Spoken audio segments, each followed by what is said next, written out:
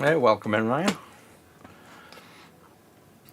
I'm just seeing if I can get this TikTok chat to work. It seems to work 50% of the time in the actual chat. It's strange, but if not, I've got it up on the side again to bounce between. Just seems to randomly work and randomly not. I don't know if it takes a while to kick in or what goes on.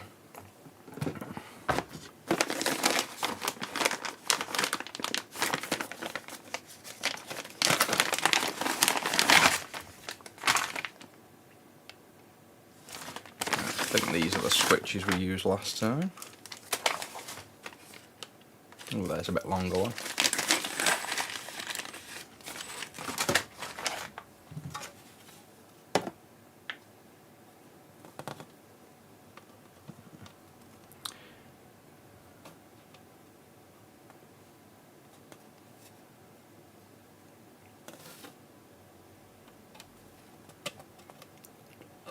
So yeah, I think that's the same actually. Box full of switches we've got. I'm just trying to find a switch that's a little bit longer. I think that's the one we've used in the last mod. But I'm just seeing if I can find one slightly longer ideally. Oh yeah, I'm always tweaking the setup. I've got another focus thing coming for. I think the only downside to the setup at the minute is switching to like an overhead cam. So if we go to like the overhead here, and obviously say put a switch on, I can zoom now nice and easy with the click of a little switch at the side of me. But the focusing at the minute, if I move the focus out of focus, I have to use an iPhone to basically unlock an iPhone with my super secret passcode, definitely not all ones, and then go to an app and just tap this focus button. So it's kind of a bit of a ball ache at the minute, but I've got a little focus wheel that I can turn, so I'm going to like mount it to the side here by the actual zoom, and then I can just quickly pull focus. After that, I think the setup's pretty clean. I can like tab between the views nice and easy, go to the overhead, zoom in super close. We can pull up like monitors, so there's the TikTok Live. You can pull up the HDMI, which will be the Jag, all nice and easy. But yeah, it's taken a long while to get it set up nice. So let's just see if I can find. I don't think, even though I've got tons of different buttons, I don't think we're going to find one more suitable.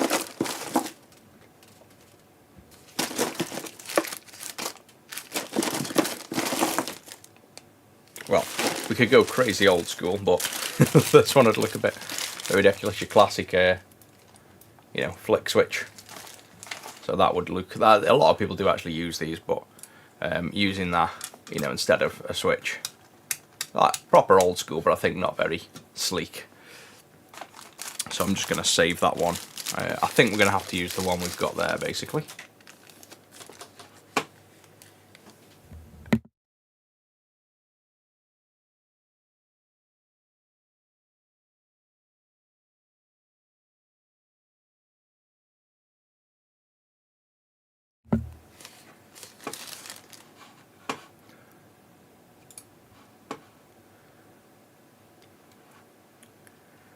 Right, so I can do. Well, I thought I could do this pop out with TikTok chat to there. Yeah, that's a good spot actually. So, 1 second, let me just set up this. I found a way to keep TikTok chat right by the main chat, because I don't think it's ever going to work consistently. I think we're just going to have to work around it for now with having it on display.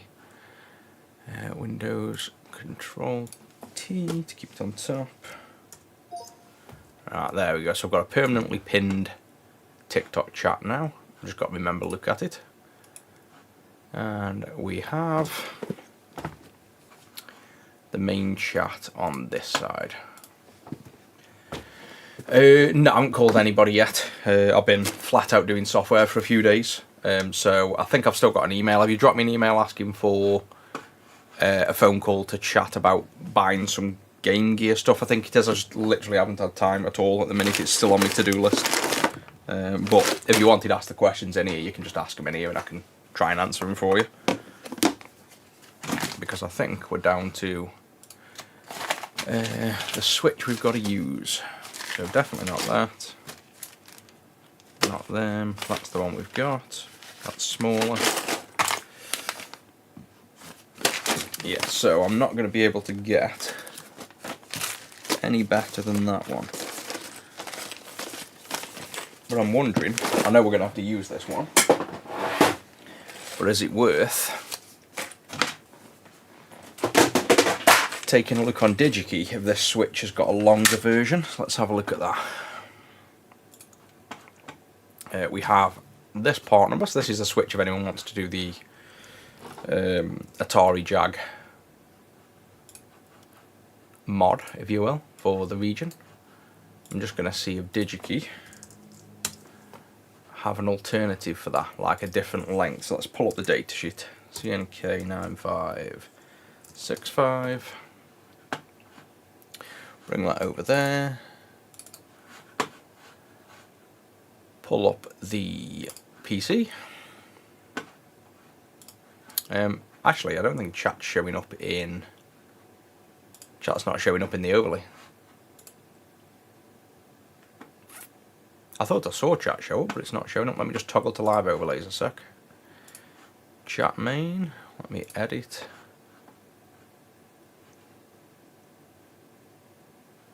Refresh cache.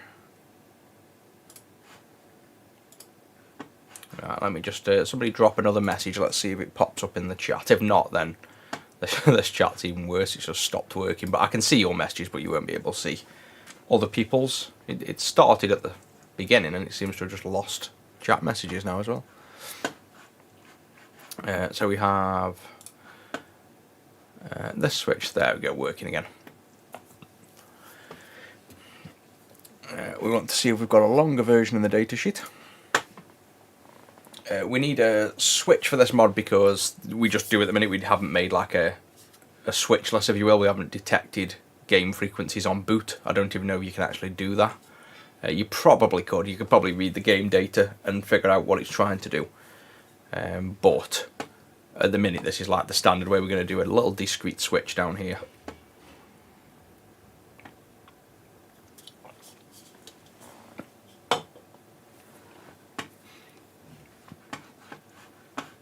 Right, so we have...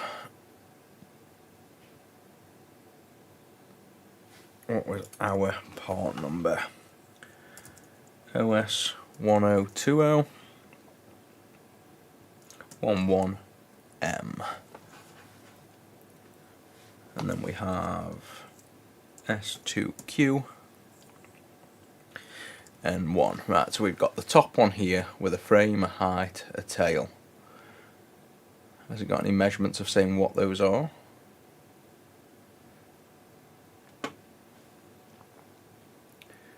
Frame, tail, height 2.7, frame height 4.7, tail 3.6. Yeah, so they do a longer one. So the one we've got at the minute is 2.8 mil length, and they do one that's 3.6, so it would be this one we want.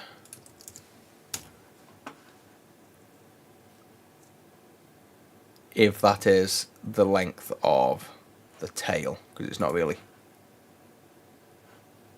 telling us not longer, so we want it where the height 4.7, 7.5, so that would be this one.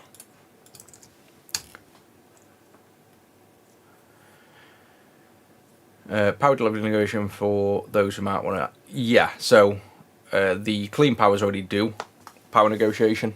So the Dreamcast one does, the Sega Saturn one does. We don't need it for the Mega Drive and Neo Geo and things because they run at 5 volts. Yeah, that's not going to work. Okay, so I don't think we're going to find a more suitable switch for now, so we'll crack on with the one we've got.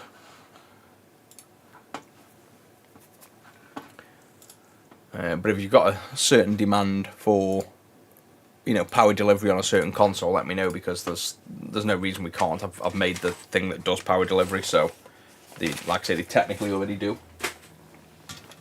But it's just on the ones that don't need it, we don't bother. Yeah, we do mod other systems with whatever's on retro6.co.uk in the send in service page. They're the ones we mod. We don't really take on anything else at the minute because we've got enough as it is with all this work. Like, we struggle to keep up as it is. So we've seen this before. What we're going to do is mount the switch discreetly through one of these holes. So I can't remember which one we picked last time. It was somewhere over this side, just so underneath it's discreet. So it really doesn't matter which. We can pick one of these. So I'm probably just going to pick this one to cut out. Yeah, the noise on the clean power's got nothing technically to do with the power delivery side. It's just the fact that we need to, I'll say we, I need to design a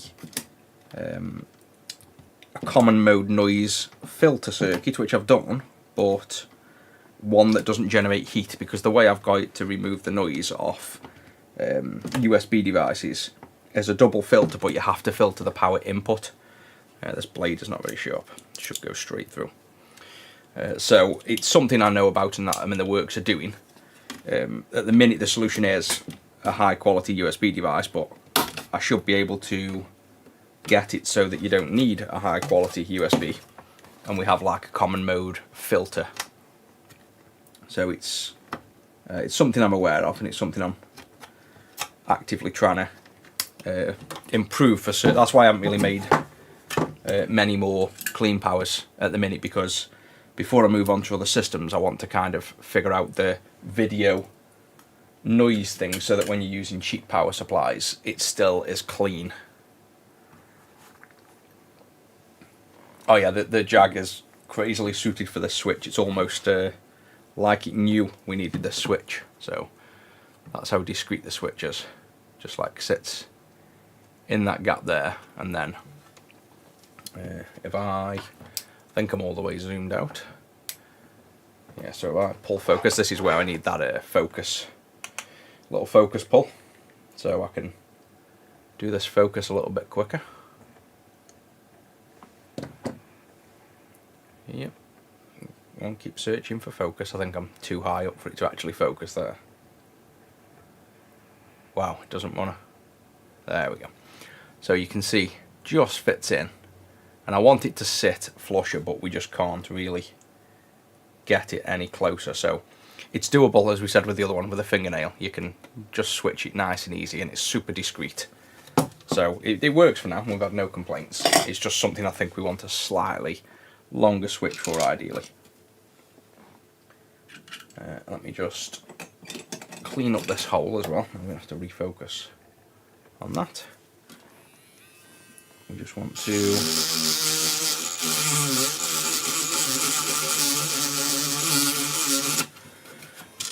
slightly widen that, because the last time we did this one, the other day, even though it looks like it fits, it's just ever so slightly. If you move that switch at all, it becomes stiff, so just slightly widen the width of it. That'll do.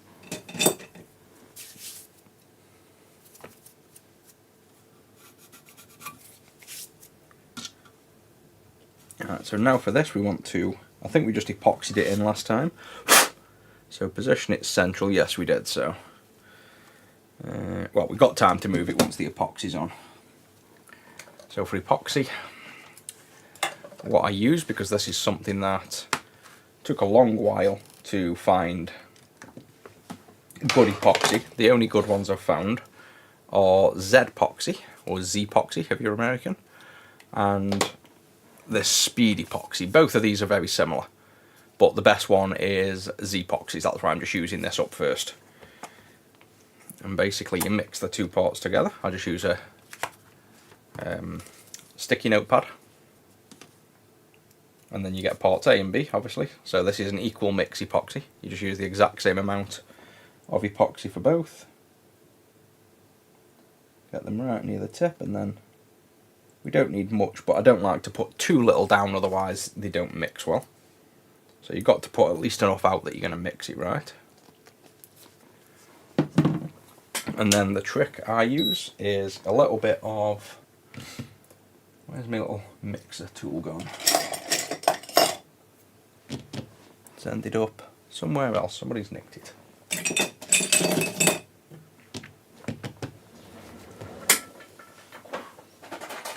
I have to grab another one. Don't know where that's gone. I'll find it later. But basically, warm up the epoxy, otherwise it takes ages to set. So before we mix it, just get a bit of heat on there.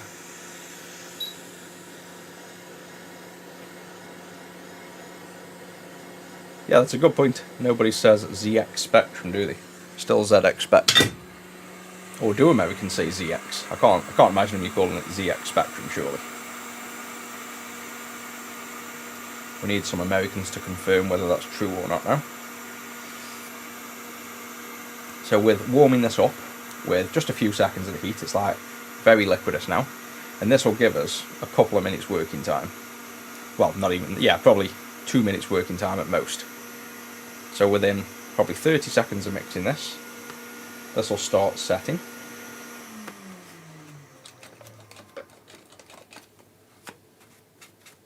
So I clean the tool off first before that becomes too gunked up. Hey, welcome in. And then this is the switch, and what I'm going to do is get the same tool that we just cleaned off, and you can see already, if I can get it in view, this is already not dripping off, so it's already starting to set nice and quick. So we want to get some of that on one edge, some of it on the other edge, and it doesn't need much at all because it's a tiny switch. There's not much force in it, and we don't want to go, I think that'll do me, we don't want to go too far because you can end up setting the switch itself. You can get epoxy into the actual switch mechanism, and then you have to do it all again.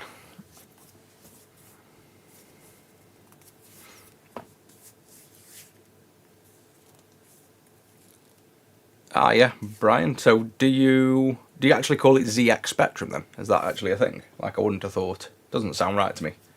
Like, I can understand other things, but I've never heard anyone say ZX Spectrum. Right, so that's in there. We want to let that set now. While that's setting, it's perfectly in position. We'll move on to the wire mod. So in this case, I think this Jag is already an NTSC. I think when we were doing the recap yesterday,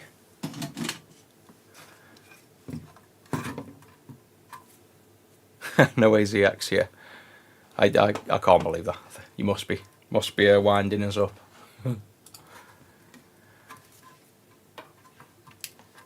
So what we need to do is, yep, here, see how it's missing? So this resistor is normally present on the PAL, so the fact it's missing, it's basically, yeah, you guys are definitely winding me up. There's no way you say that. That's just wrong. I need to see a commercial where it's advertised. That's the only way I'm going to believe it. We don't need to do anything there because it's removed, so we can just tack a wire straight to the bottom right pin of U25 over to that switch, and then the other side of the switch to some relevant ground point. And that's all there is to the mod then. So it's a nice easy one.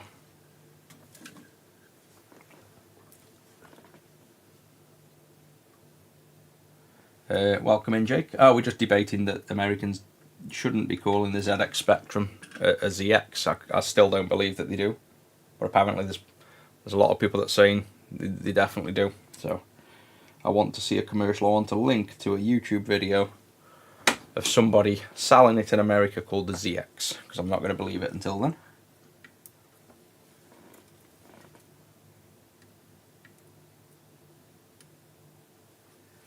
There we go, so that wire on there. We'll give it plenty of length because we can trim it when it's in the case.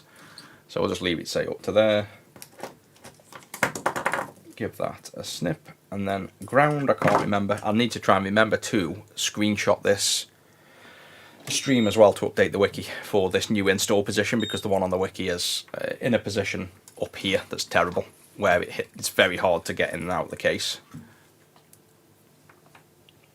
Oh yeah, Neo Geo CDs. I've got literally got 11 of them in the warehouse.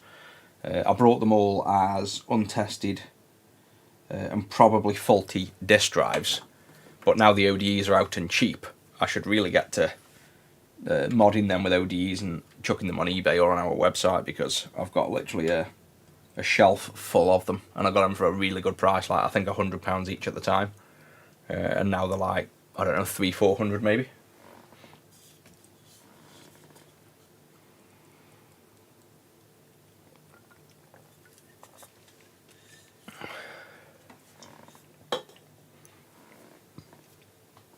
Yeah, we do mod the consoles with you-know-what installed. It's very popular.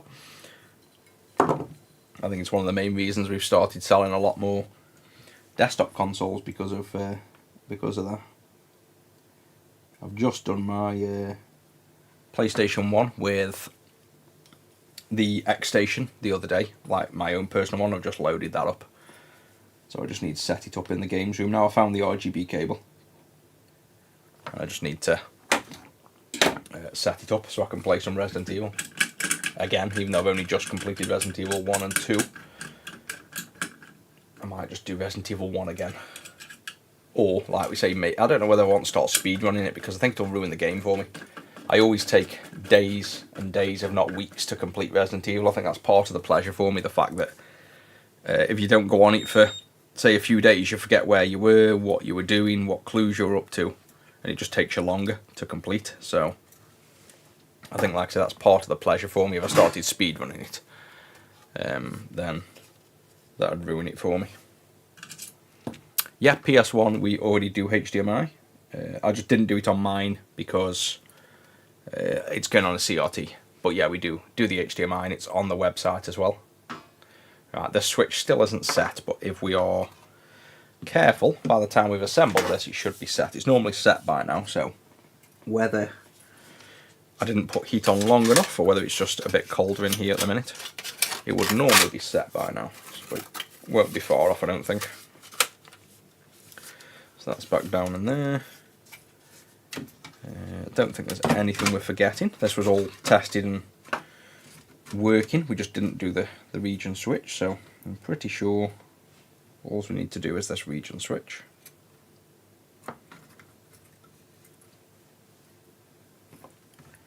Can pass that through the hole, and the other side to ground. And then what did we decide the last time, can we remember? Which I think we said forward towards the console was going to be 50 Hz and backwards was 60 Hz, which means top would want to be ground. But why do I have a feeling that we didn't solder to the back before? But that's how it all works. When you ground it, it's going to be, no it won't, it's the front one, because when you ground it, it's PAL, and this is NTSC. So yeah, we want the ground here, and the center being the toggle pin, and then this will be PAL towards the front of the console and NTSC towards the back. So then if you put the switch up here, it's going to say Jaguar, and if you put the switch down here, it's Jaguar. We need to do like a sound boot mod as well, that'd be quite cool.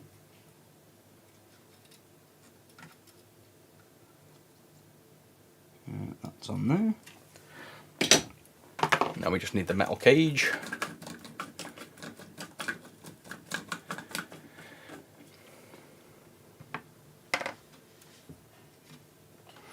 Yeah, I think it did. Yeah, that's a point actually. I don't think in America it's even called a ZX Spectrum. Like, they didn't release it as that anyway.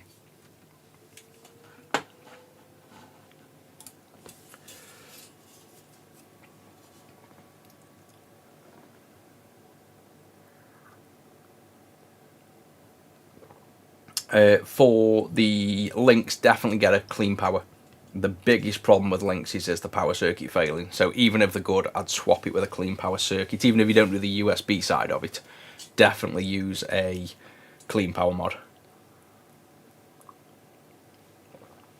Oh, we've got Jake with the dad jokes again. What have we got? Why did the photon get trapped in the cell? Battery. Oh, God, they get worse. I thought I had bad jokes. What's brown and sticky? A stick.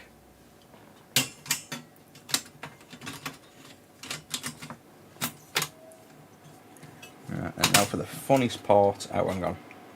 Yeah, we're ready. Getting this cage back on. When I started out modding, did I ever mess up? Oh yeah, I still mess up today. Not as often, because you just get used to them, but yeah, the mistakes always happen. It's just part of the game. I don't really make many these days, but it will happen, and you can't really avoid it. You just have to try not to make mistakes that are going to cost you too much money, because I have a thing where, even though we pretty much have a blanket clause on the website that we can't be held accountable for any damage just due to the nature of the work, my inner morals kind of don't let me honour that much, so I end up, if I ever break anything or anything goes untoward, even if it's not really our fault, like say the pocket screen the other day, just it's as fragile as hell and we weren't abusive opening it and it still broke, I just give the customer another free screen. That's something that I could easily charge for, but you just have to factor all things into the business, so we charge enough as well to generally cover things, so when they go wrong we can give the customers good experiences. That's more what it's about. But yeah, there's things that can go wrong all the time. What we used to do, which was in the early days, and I say we, it was mostly my other staff members, and I'm not just saying that, but it was. I've done it a few times myself, but working on systems that come in and the 110 volts, and then we plug them into 230 and blow them up. That used to happen about 5 or 6 years ago until we got used to checking for that. I know it sounds really obvious and common now, but when we were starting out and everything was fresh, that was a semi-common occurrence that we'd blow things up. We'd just be in the store when we had the physical store, and you just hear bang and turn around and have a look who's blown a console up. But usually it was pretty simple power circuits and things. It wasn't that drastic because the mains income circuits normally have quite good protection on, and then it's just trying to remember the most common things that happen when you're working on stuff to make sure you don't repeat mistakes.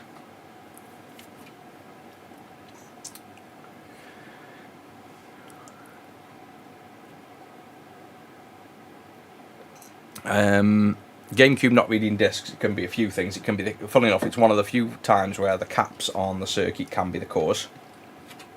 So you might want to recap the laser board. You can tune the laser. That's almost set now. It's not rock hard, but it's almost set. Let me see if it moves.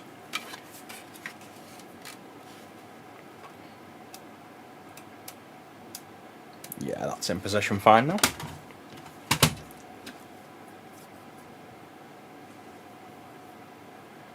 Put that one in there till I find the other.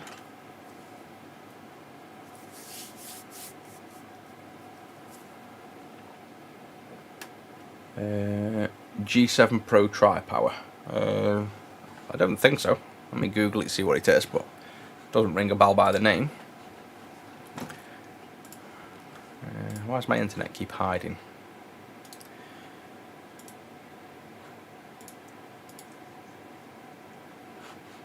No, I don't want to open emails. Jeez, there we go. Internet. Where's that message gone? The Gameser G7 Pro Tri-Power.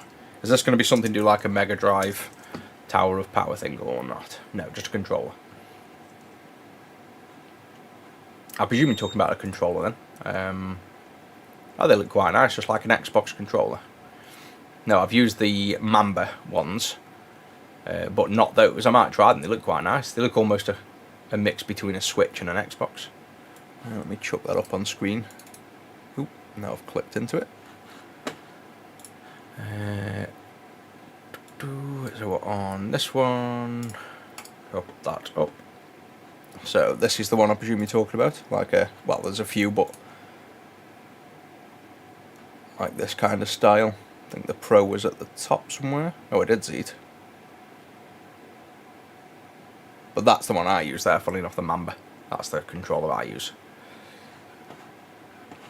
But I can give them a go. It's always nice finding cheap wireless controllers that are good.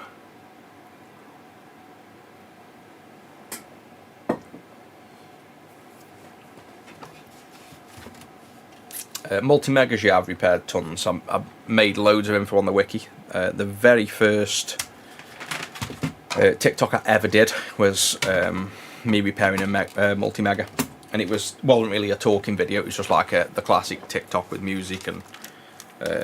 But yeah, it was basically a multi-mega. I've done loads. I've stopped working on them now just because it's only me that can work on them really, and they're expensive if things go wrong. And diagnostics wise, it was always a case of tons of trace damage in multiple spots. The assembly is a little bit of a pain, bit fiddly. So it was just one of them where, because I'd have to work on it and we've got enough on, it was one of the consoles we stopped working on. Like, we cut back a lot recently to basically allow us to try and keep up with the amount of work. Let's see if this works. There we go. So we have 50 Hertz there, and I can confirm, yep, the switch is down towards me. So if I go maybe on the overhead to show you there, there's the switch in the down position, so it's down towards me. If we flick it up, so now it's in the up position. The Jag doesn't automatically change, you have to turn it on and off. So you'll see if we turn it on and off, we should see it show, there you go, 60 Hertz now. So that's the switch done, that's working. That's all there is to it really. And then that, let's see if it's set now. It'll certainly be set enough by the time the customer gets it anyway, but yeah, that's going off enough now.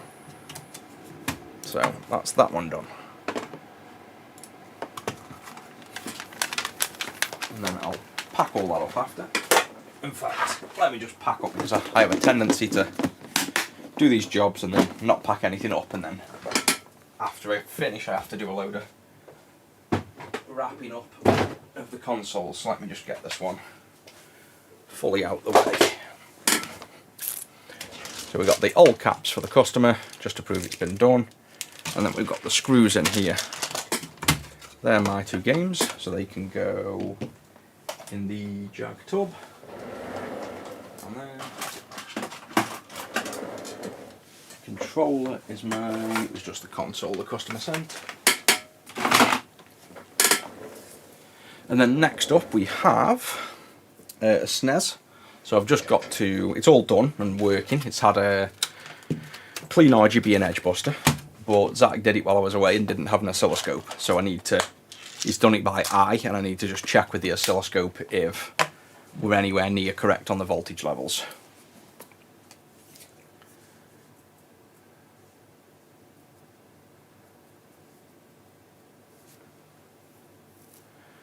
Pico station.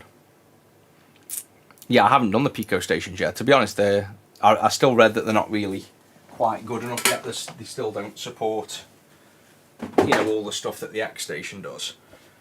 And because of that, because I have a maxed out library, I didn't bother really going into the Pico station. But if that ever becomes a bit more popular, it also seemed like the GitHub didn't have much going on with it. It like wasn't active, I don't think.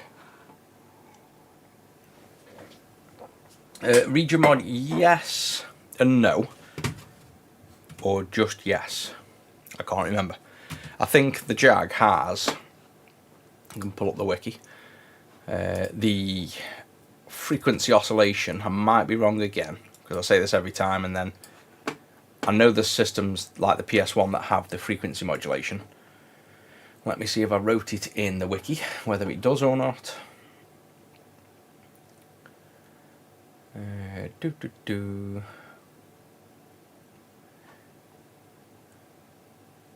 No, so if you, well, it is, and it isn't the mod.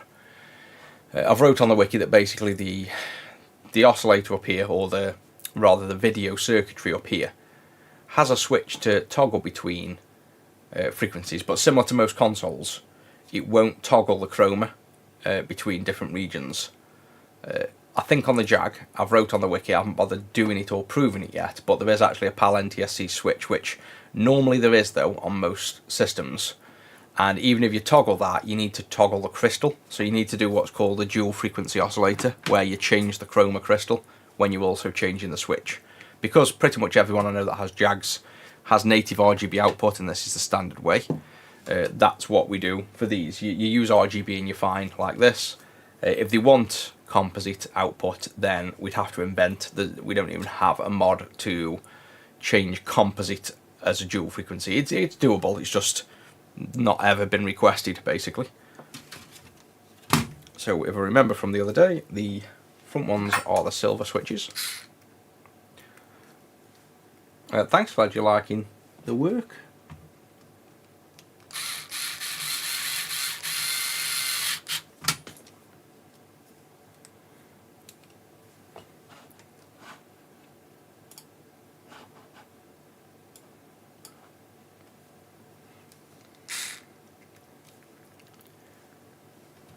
Favourite console,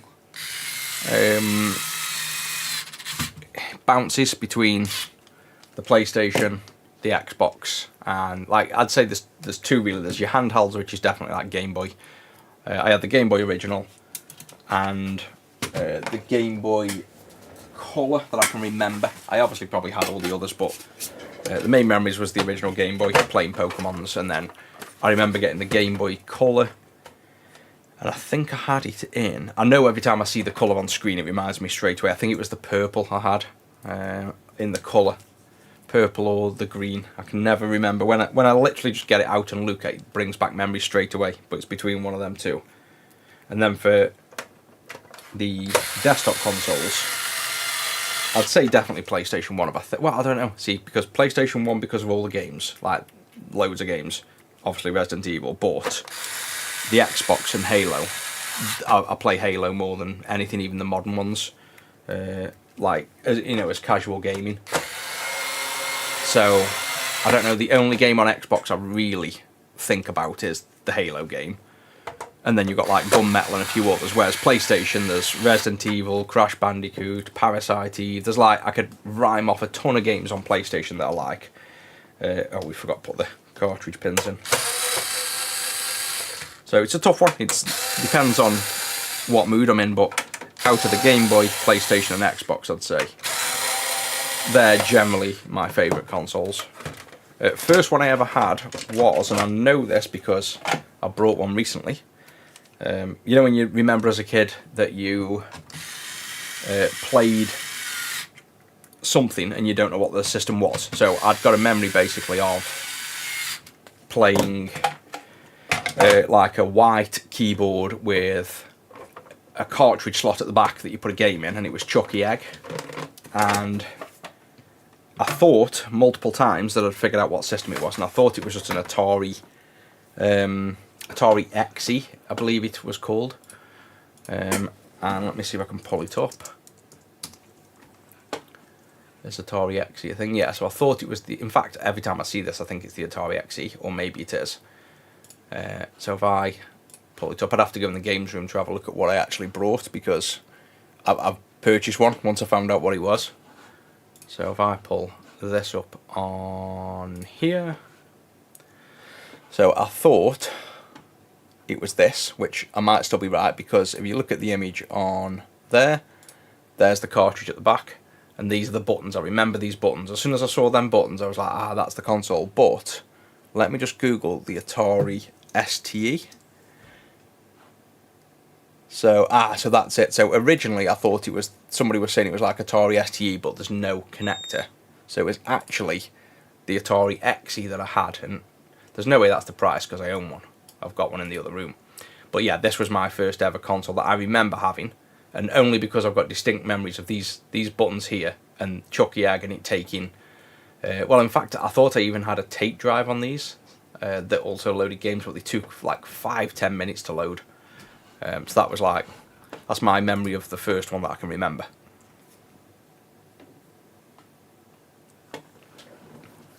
I get a ton of people asking where to start with electronics.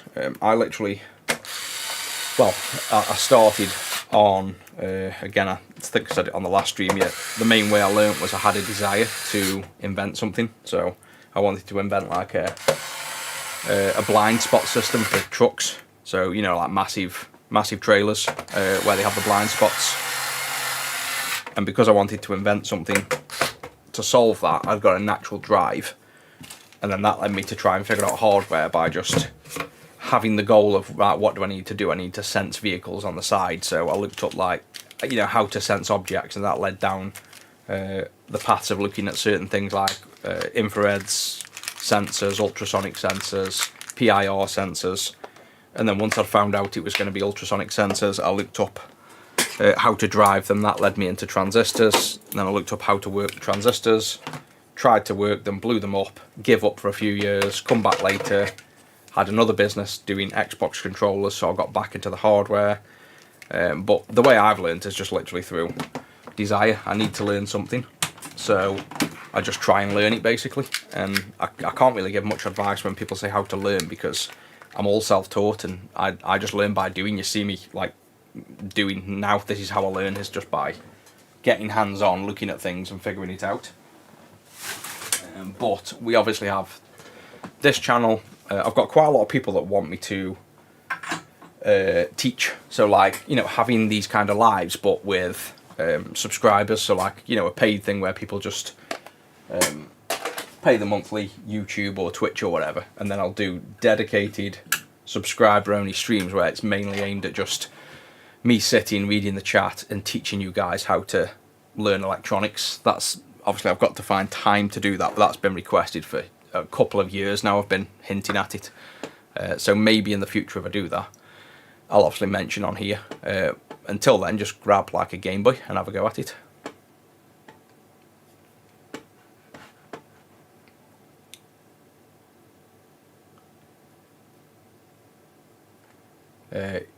Yeah, XEGS, is that is the one, I think. XE. I knew there was something about the name that wasn't the same.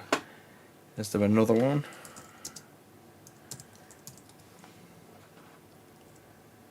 Yeah, that's the one, XEGS. I think that's the one I brought. I'll have it in my eBay history. But yeah, it's definitely the XE or the XEGS, the first one. It took me, literally, I've done the retro now for like 6 or 7 years, and I've only about 6 months ago found what that console was and brought it. Well, computer, I presume it's classed as now. Right, so next up we have this is the SNES. This is, I don't know, these are the customers' games after I sack, but this is ours. That looks like ours. I presume that's maybe ours. But these are for testing it on. And one of the very common things that happens when people ship SNESes into us is this.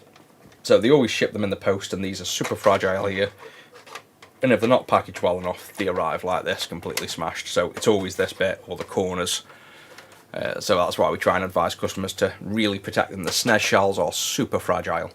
So the customers obviously knows about that. We was going to send another one, but then the risk of sending another one in the post might have the same thing. He's opted for one of these instead, so a brand new clear shell. I'll get Zach fitting all that. I'm not too interested in doing all that build up, but what I do need to do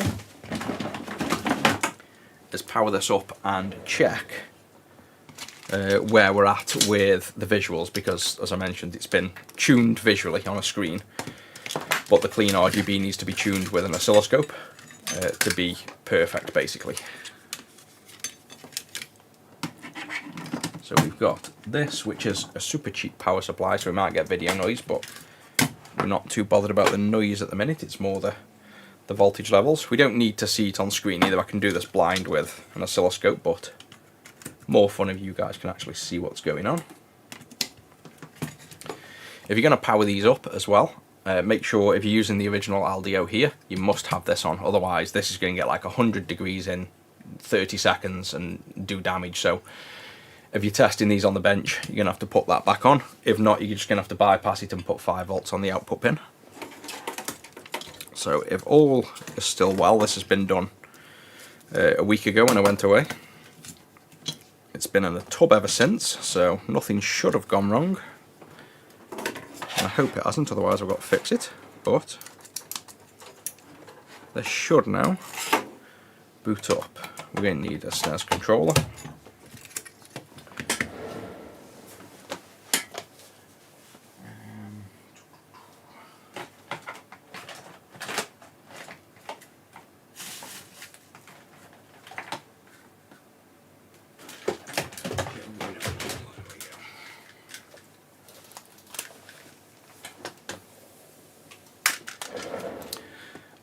Jag with region lock, I don't think it does. It's just got, we've put a region switch in, but I don't think it's region locked.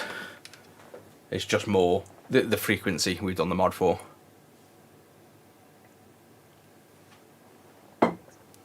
So we put Super Famicom controller in, pull up this, and then turn on. Yay, there we go. So now, I don't think that's going to be right, personally, but I think I've been messing with my OSSC and turning down gains and things, so that won't matter too much. We want the PAL test suite load into this. Oh yeah, definitely. The diet I'm on is absolutely mental. I've lost now £8 in under a week. But I'm practically on the verge of starving, which I'll probably increase the food as I go, but considering I've had, you know, plenty of food basically up until now, I'm kind of fasting almost to get it all out, and then I'll add a bit of calories back so I don't start losing energy. But literally I'm up at 5:30 every morning and well alert until nearly midnight, and then back up at 5:30 day after day after day, so definitely works. I think it's something about your body, isn't it, when it goes into survival mode, it keeps you alert as well. But yeah, it's definitely working. Like, I feel much better at myself. Didn't feel that bad before, but I don't think you realise how better you can feel. So which one am I after, really? Well, also checking here is for white. So there's a screen that, actually that might not be white bars. That will definitely be white bars, and there'll be pulses. So let's look at that on the scope. And we don't need the hot air on now. Get the scope here. We'll need a ground, which we've got. This is probably going to power off when you turn it over sometimes because the cartridge flexing. But if we turn that over gently, you can see on the back there we have the clean RGB universal, which fits most consoles, and the edge buster to eliminate the ghosting on the edges. I definitely need to make this into an individual board, like a fully pre-configured board for the SNES, because we've, oh there you go, I think we glitched the console with it being rested upside down. So let's load back in. Yeah, this install is really a professional install at the minute, whereas it doesn't need to be. I can make like a dedicated single board that you just solder in like a normal mod. But for now, this is what it is, basically. All tuned with an oscilloscope or with the settings I show off on the wiki. So let's open up the picoscope.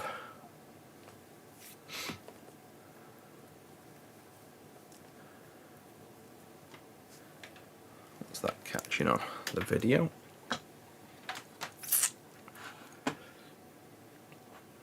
How did I know that was not going to load? Unplug the picoscope a minute. Try not to bloody unplug the cameras, that'll be fun. There we go.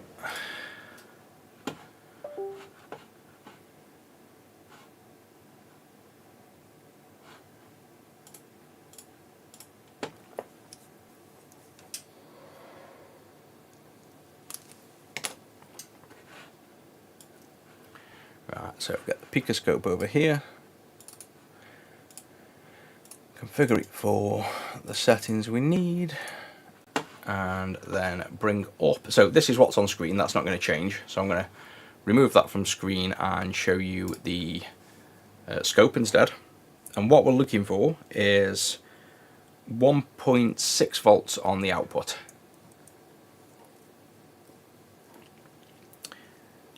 So we need a ground. We can probably grab on this ground close enough, or not.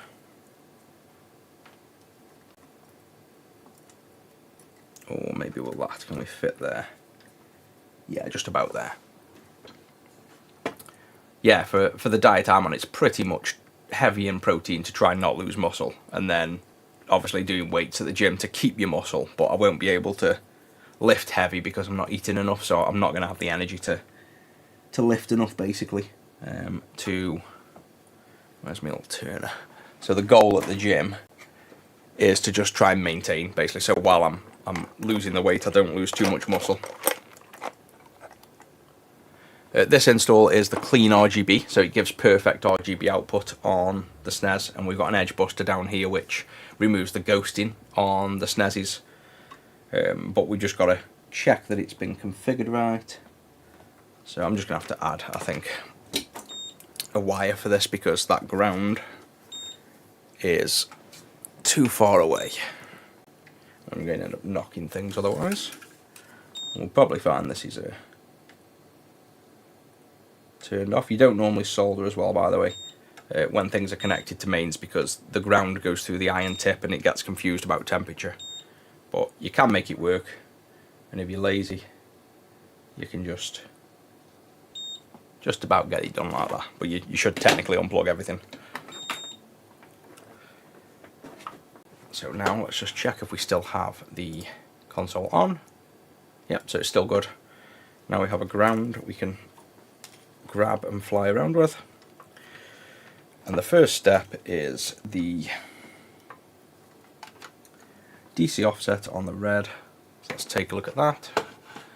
We can probably go larger on that, get a trigger. We'll put a filter on of, I'm going to put a 4 meg filter because the video circuit filters at 4 meg as well. So if we do that, that means our scope is seeing what the system would see. Zoom nicely in.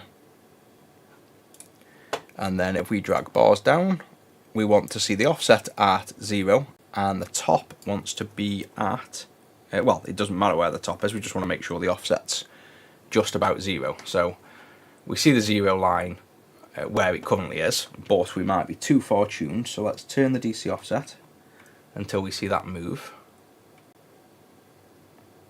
So yeah, that means the DC offset is fully off and it's got no offset there, so that can stay where it is. And now for the divide or gain, we can go straight to the final output. So all the divides are fine, they're at max already. And the, say, go on the blue, we now just want to make sure the final voltage level is correct. So this should be 1.6, and we should be at 0.2 on the offset, which we are perfectly. And this would be 1.4 difference and 1.6. So we're actually quite a way off on that. We want to be here. So even though by eye it looked okay on a monitor on Zach's desk, it's obviously quite different here. So we can tune that up and turn it till we hit right on the 1.6 like that. And then we just got to do that for the green, which is here.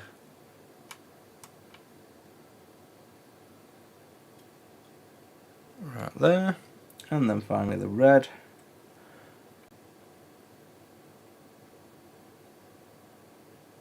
Like so. And now let's take a look at what it looks like on screen. And there we go, bright colours. So if we go back now, you can see that's like super vibrant. Let me just have a look on full screen a minute.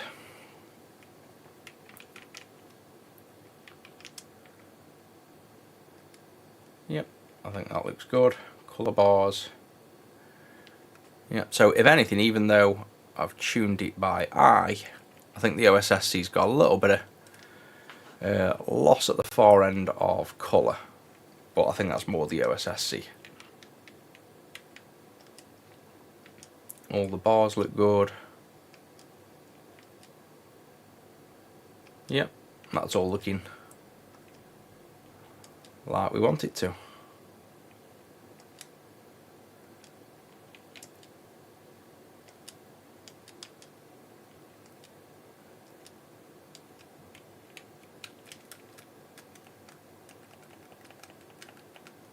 Yep, so you can see every step. And the fact you can see every step shows you haven't lost colour. So there's 60, 70, 80, 90 and 100. So the fact you can see every gradient shows that the colour's where it should be.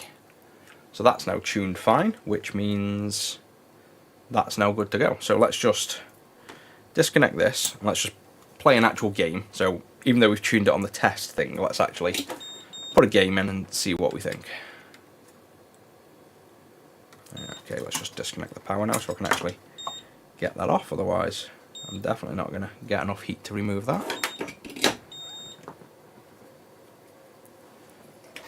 That's in there.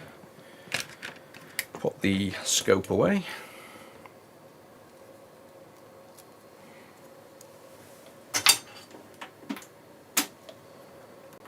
Ah yeah, it's a good use of the time. That's what, when I'm on a treadmill I normally try and watch something like QI or I've got the scope caught.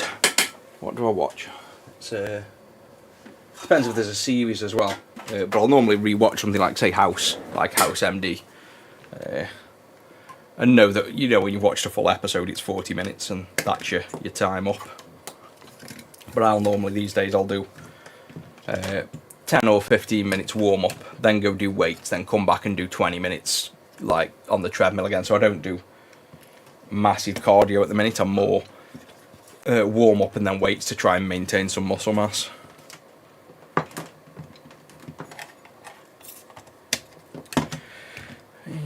Pull that over.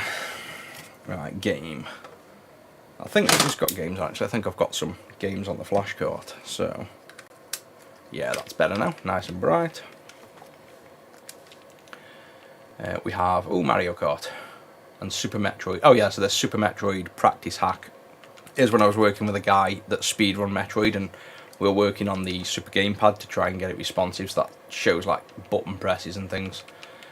Mario World, yeah, let's do Mario World. Is this a repeat now? This is, we've done one of these already, obviously. A Jag. This is now a SNES, but no, this is a live stream. Rusty on a diet? Yes and no. He's always been heavier.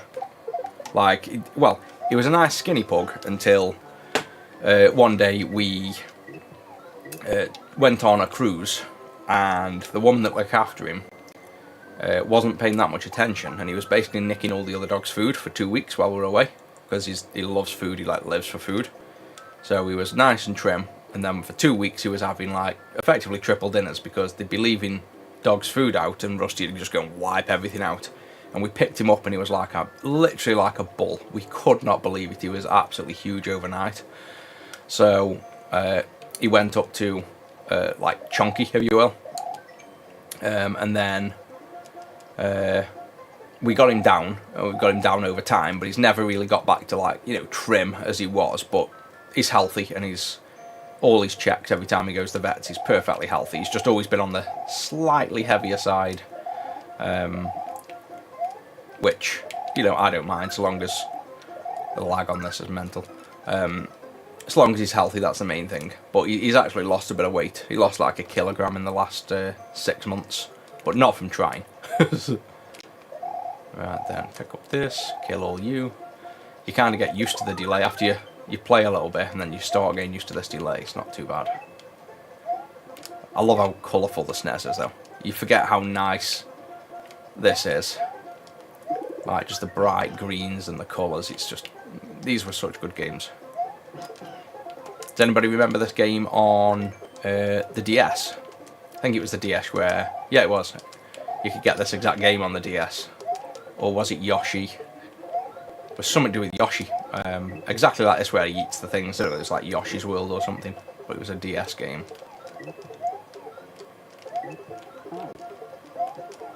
Whee! Yeah, so this is working good. I must say I'm not very good at this compared to actual the normal Mario, Super Mario. This world one's harder for me. I rarely play that.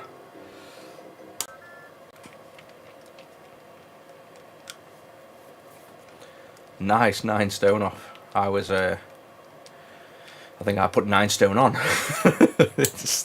I was like 10 stone 12 or 10 stone 11 when I met Amanda, which was like 15, 16 years ago.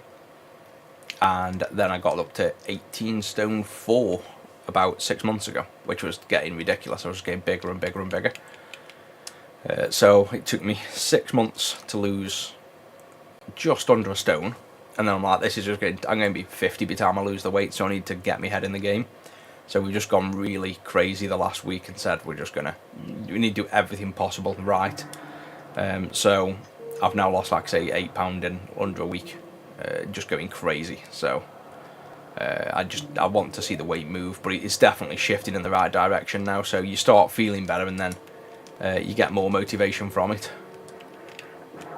Yeah, so this is that. See the top left there, how you've got showing you the button presses, because this is like a hack, so that when you're trying to do all moves, which I don't know anything about, but all these like moves in Metroid to jump and roll and stuff, it's all about trying to get this D-pad super accurate for that.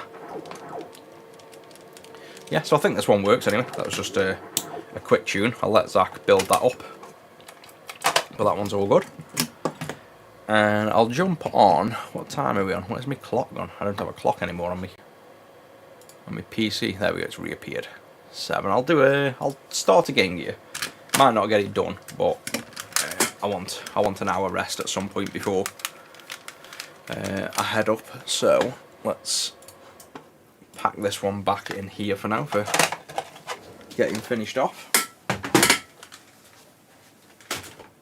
And then we'll just pick up. I've seen a Game Gear. I think it's in the tub as well, because I don't normally do the Game Gear repairs so much, because Zach will do them now. But this one, I think the customer mentioned it's got sentimental value, so I figured it'd be a nice video to see if we can fix it and see what's wrong with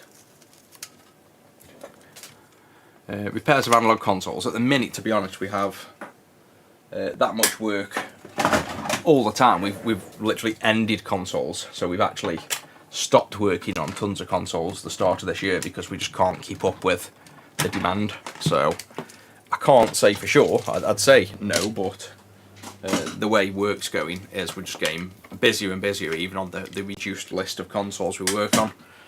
And like I say, it's just me and Zach that do these repairs, so I don't want it to be too busy, otherwise I won't have time for all the other things I do as well. And plus this will stop being as enjoyable, because this is, like I've said, it's the enjoyable business. I don't want this to turn into the grind. This has got to be enjoyable to want to do it, because the other work I do makes a lot more money than retro, but I love the retro. So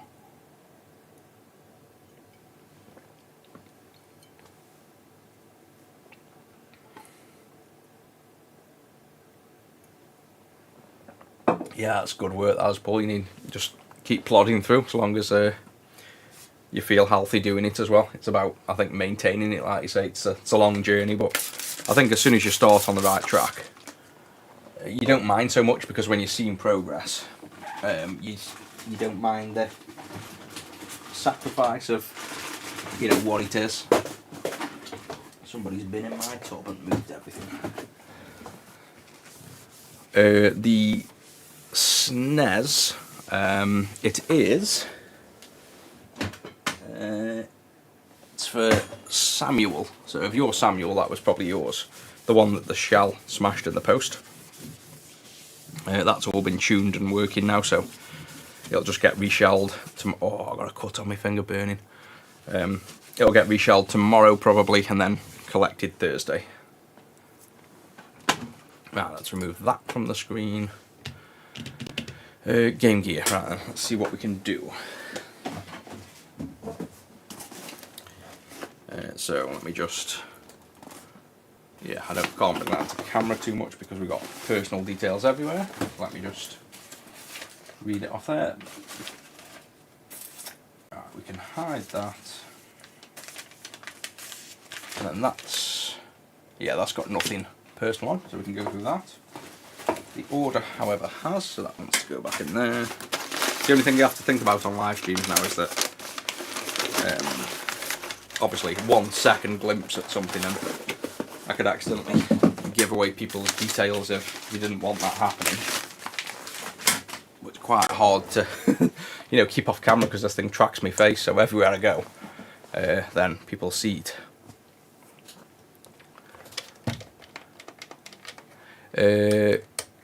The TikTok comments, Peter, had like coming through or not, so they are there, but I don't think they're all there by the sounds of it, because all I have is a message that just says or just eating healthy, but nothing else on there. So let me just see if the live chat, yeah, that's all I can see. So I am looking at them, but I don't think it's appeared. So just send it again. I thought there wasn't many comments coming through on TikTok, but send it in and I'll see if it pops up. Right, so we have this, which is this is my original Game Gear from 1990. I've ordered the Game Gear modding service, so run diagnostics, full recap, clean screen and clean juice. So I probably won't get to the screens within the time I want to do, but we'll try and get it up and running first. We'll just see how far we get. And he wants it for Christmas to bring back the memories, which is exactly what we game for. That's why retro is so popular. So the first thing we want to do is see if this thing works, which by the sounds of it, it doesn't. But it might just be something that boots in some way. Yeah, I bet the bot's kind of blocked it or something. Yeah, I'm going the gym. The irony was I joined back the gym. I pay for the gym usually up front as like a one-off cost, and I joined it when we went away recently to Tenerife. We said like when we get back we need to start smashing the diet in. So as soon as I got back I joined the gym, headed over there to start. As soon as I walked in the door, the woman just went, "Did you get me email?" And I was like, "How do you know who I am for a start, and what email?" And she's like, "Well, is it Luke?" I'm like, "Yeah." It's like, "You've already got a gym membership." I was like, "I thought it ran out." I thought I'd paid for it like last June. I paid for it last November. So I've now got 2 gym memberships. So I've got to go twice as many times.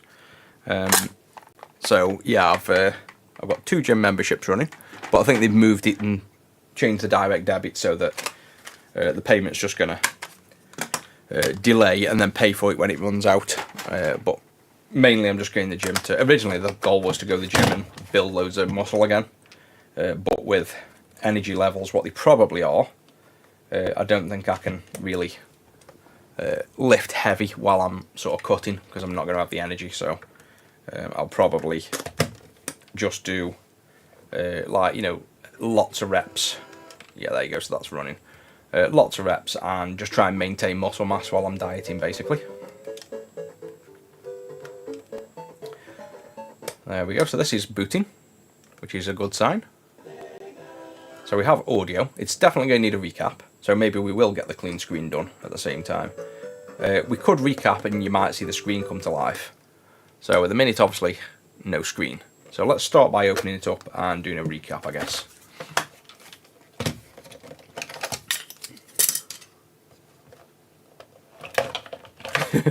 Yeah, just it's crazy how much work we turn down. We always have though. We've I think the retro, with it being obviously small though as well, we're not like a massive business, and it's all manual labour, so it doesn't take much until you have to turn down. But my problem was I never wanted to.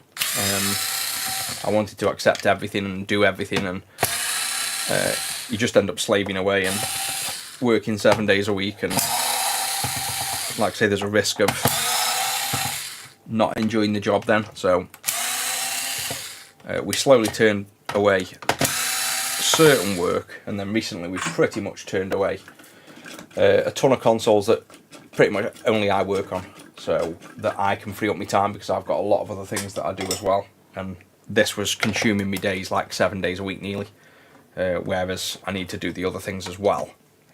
Like, I'm a software developer by trade, and that's where the money is, but I wasn't doing it for a long while other than writing software for this business. So the software I write runs this entire business, so we have a system that's written by me that generates the orders, buys the labels, lists things on eBay, does everything, like pretty much runs the system. So other than writing software for myself, I wasn't really doing much, and once I freed up a bit of time from this business, I started doing a bit of consulting again and pulling tons of work in. But then I realised I enjoyed that as well. I think it's just everything in moderation. Too much software, you get sick of it. Too much retro, you get sick of it. Having that nice bit of balance and being able to do both keeps both of them enjoyable.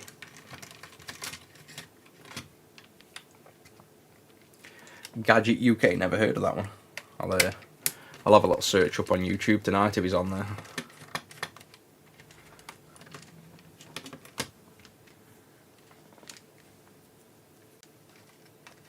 Oh yeah, the dieting, and the same with, I think, weightlifting as well. I was doing when I was younger, like early 20s. I was doing a lot of not necessarily bodybuilding, but I was heavily into the whole scene of health and fitness and lifting weights, and there's just as many people with as many ideas, and everyone's got their own opinion of what's right and wrong there as well, but you just do what works for you, don't you, I guess.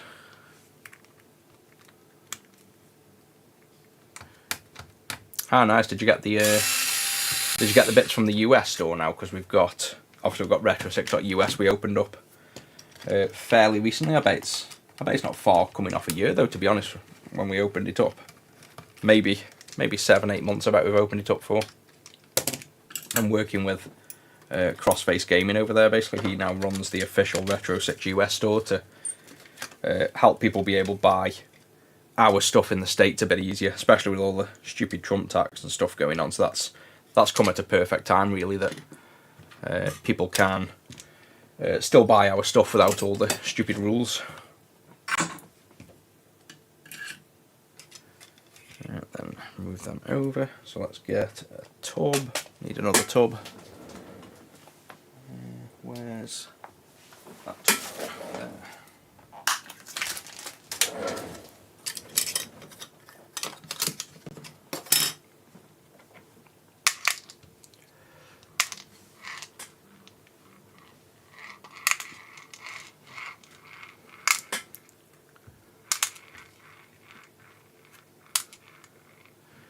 Black Orphan and Counterpart. Never heard of either of them yet. Are they on Netflix? I know one I started watching that I never finished. It was, I can't even think of the name. It was one of them kind of, I don't even know how to explain it. Basically, they had like discs in the back of the neck. It's really popular now. Is it Black Mirror? Might be called Black Mirror, but it's basically where your entire existence is on a disc in the back of your neck. I kind of watched that before it got popular. Enjoyed it, but just never finished it.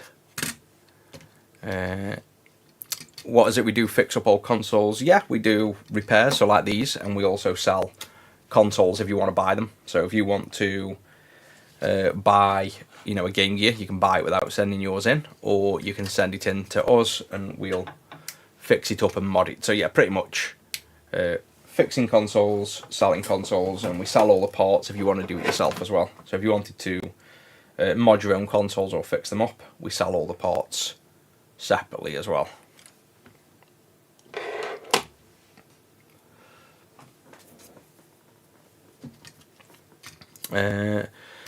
Asking about anything in the interest of neurodivergence. Not sure what you're asking there in terms of anything in interest. Just let me know a bit more detail. Altered Carbon, that's the one. Yeah, that's what I started watching. I should probably, is it worth going back and actually watching and finishing off? Because I know it got really popular. I just never, it's like with many things, I don't watch that much TV, so I just get too guilty when I'm sitting there. And I feel like I'm just kind of wasting time watching TV. I watch it in bed, that's where I now kind of watch the TV. And I don't feel guilty in bed because by the time I finish work and I relax, I feel like I can.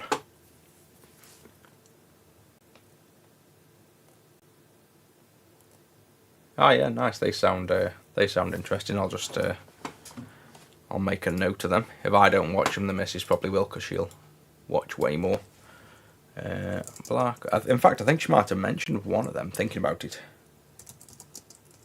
maybe it was Black Orphan that somebody's recommended to her.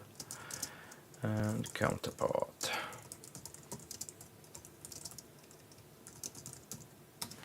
Right, I've told her they're good. Right, we have the... Should know these off the top of my head, but I haven't done them in that long. Right, so the first job is to remove these.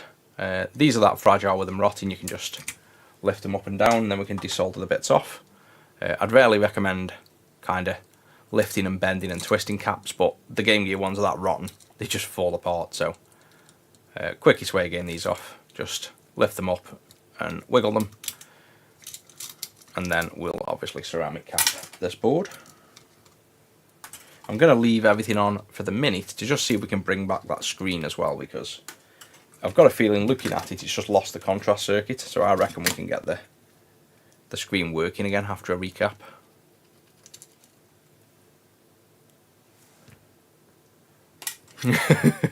Yeah, the Game Gear ones, honestly, they're that fragile, they just snap. So you can see the legs are still on, so we're not damaging any pads. The legs are still on every pad. So otherwise, I wouldn't yank them off if it was going to knack or anything, but these are the Game Gears I know very well, and I know that's how they are. So now it's time to make the room stink of fish with all the capacitor electrolyte. And what we will do, I guess, is at least remove these legs. And I don't go too crazy on getting the pads super shiny. You probably know by now. I make it good enough that it's nice and clean, but I'm not that anal about making it so impressively factory finished solder joints that I waste the customer's time and money finishing off pads. We just want this to be electrically sound and nothing more.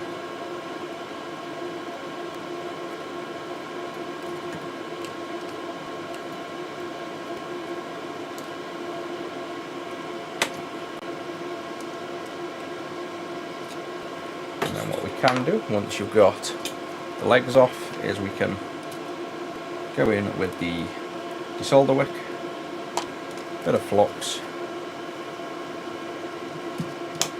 and clear away that solder. And then when we come to put the next layer of solder down, those pads are typically clean enough at that point that we don't need to do any more.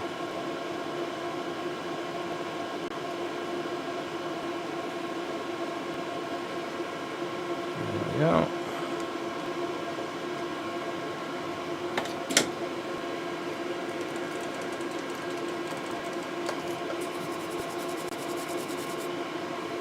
And that's pretty much the finish we're looking for on the pads. That's, to me, clean enough to put caps on, and we don't need to take that any further, so we'll do that for all the pads.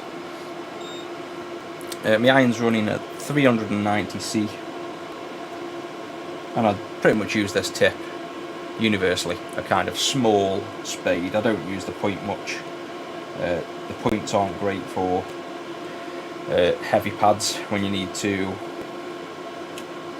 remove a lot of heat or add a lot of heat to certain pads, whereas ultra fine work I can still do with the spade. I don't need a really small iron to do really small soldering. It's a bit of a misconception that, you know, if you want to do micro soldering, people focus way too much on thinking the tip needs to be super fine, and it really doesn't.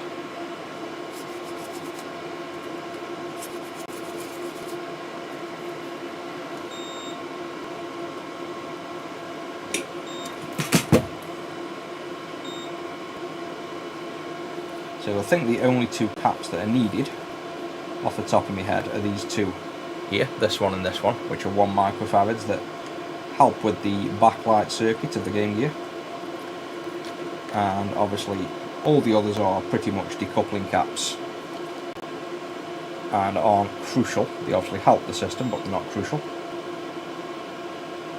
So we could, if we were being in a rush and wanted to test something, we could just put these two caps on and see if the screen lights up.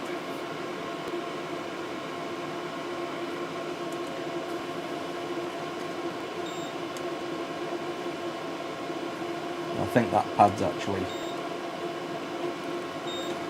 either too dirty or missing because we're not getting any. Oh yeah, it's still just not clean enough. So this has got too much electrolyte on that the solder isn't sticking. So if you get that, what you can do is basically turn it on. If you don't have the hot on, it's not going to work. Turn the heat on, get the board nice and hot first, and then when the board's nice and hot, come back with the iron again and scrape. You kind of scrub the pad. So see how dull this is? You've got these pads and they're very dull, like dull grey. That's the electrolyte that's kind of attacked the nickel and gold on top of the copper. So we need to warm that up hot enough to almost bubble the flux, and then we'll go back in with the iron and scrape, and we should be able to remove that contaminant. I use lead-free solder on all of them. Much better for rework. So that's it, we just go in with the iron. You can see it wants to jump over to this resistor, and the poor resistor is getting attacked. But we just go back on the pad, scrape, and in worst cases, if this doesn't get the gunk off, once you've broken through at one point and it gets under, it will then expand. So see how the ball's starting to grow a bit now there, that solder ball, that's now eaten under the damage. So the more we flow this through and just gently rub, it'll recover that pad. There you go, it's getting bigger now.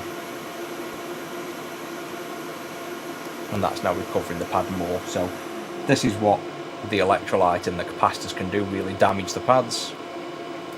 But the best way is to just get heat on and scrub the pads. That's literally the best way of clearing these up. And just fresh solder so it adds fresh flux, or fresh flux on its own like this, and just keep going.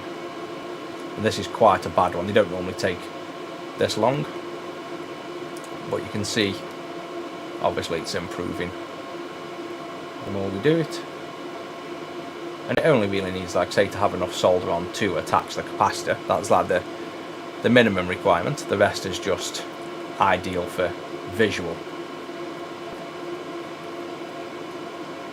So I think that's probably enough for now. You can also grind that corrosion off if it's heavy and doesn't want to come off. You can just use a grinder pen. Let's see if that little bit of rubbing. Yeah, so I think this pad, to be honest, is, I think it's basically just all corroded, so I don't think there's any pad there really to stick to. We might just jump at that one, because the more I clean that one, I think they're just that bad. If you look through, yeah, there's that much gunk on it. I think that pad, now we've actually cleaned, there's just completely nothing left. So that was all rot. So for that pad we will jumper, and you can see the trace just goes to here. So we'll just, obviously that pad's missing anyway. That one's cleaned up nicely, so I think we can now fully tin that pad. So that pad's now fully recovered. That pad's just come off with the desolder wick, so obviously wasn't adhered good enough anyway. So we can put a cap between this and that pad because it's close enough, and that's no problem.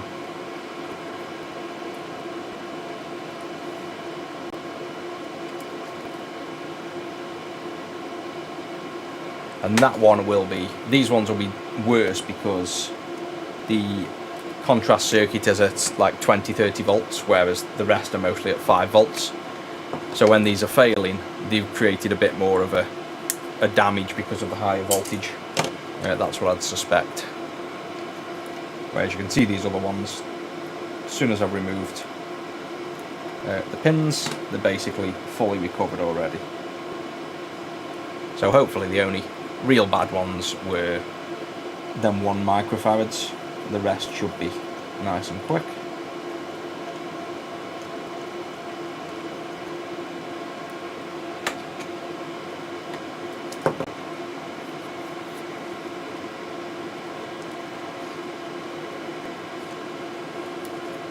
Oh yeah, the cap kits are something I've done for years on them. It was actually the first ceramic cap kit we released, but they still sell to this day, even though people can actually really just buy their own if they wanted. It's nice to see people actually support us in. That's at least what I like to think, that they're supporting the fact that, you know, we've come up with the idea and made the little kit and offered it at a good price, that people actually buy it from us instead of looking elsewhere. We sell not as many as we used to, but still a very good amount of Game Gear cap kits. Well, there's a cap we forgot to wiggle off as well. There we go.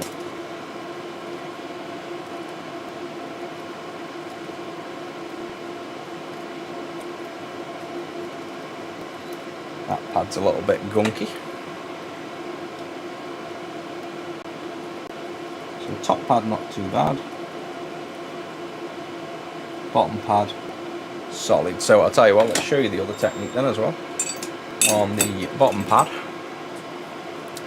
So this one here, I'm just going to get a grinder pen and we're just going to go on top of the corrosion and actually grind through it a bit, because heat won't transfer through because it's all corrody, if you will. And if we get down to it, we should then be able to grind a bit more.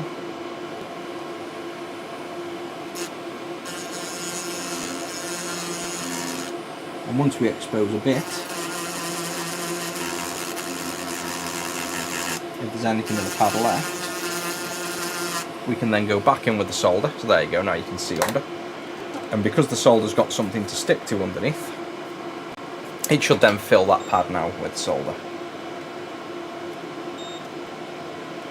And there we go, so it's started to fill. It's not full, but that's, I think, about as far as that one's going to expand before becoming another pad that's got that much corrosion on. We just bridge. So yeah, you can see all around there is just a bit of I think that's just a bit of old flux or gunk. I can't really tell what that is around it. And this is a commonplace here under this cap. See these traces that run underneath the cap? These four lines normally get damaged if there's too much leaking. So you look for trace damage under here normally. I think I need a new sponge now, that one's nearly used up.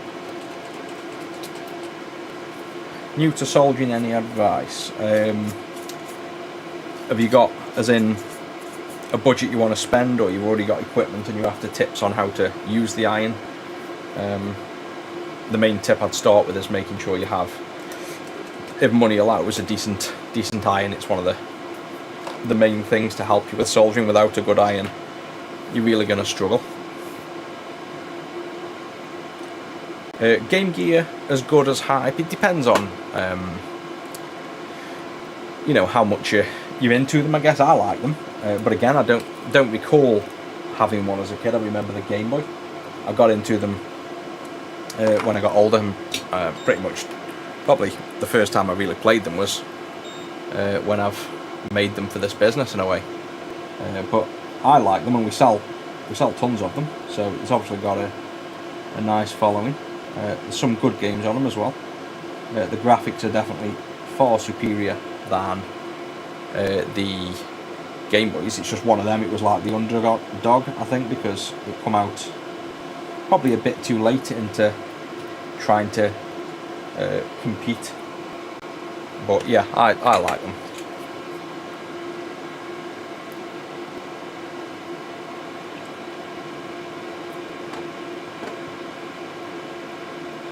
Solder tuckers, do you mean solder suckers like these? I do. So when you're clearing the holes, I use the solder sucker, so this thing here, and I use one with a silicon tip so it doesn't damage the traces of the circuit board. So I think we've just got the other ones left this side now. We've got one here.